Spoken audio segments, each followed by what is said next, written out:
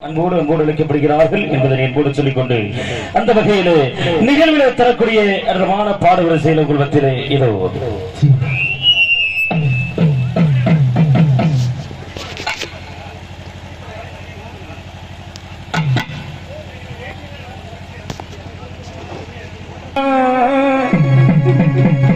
அப்பனுக்கு பாடம் சொல்லி ஆறுவடையாட்சி செய்யும் ஏசாமி முருகையா வெற்றிவேல் முருகனுக்கு சின்ன சின்ன முருகையா சிங்கார முருகையா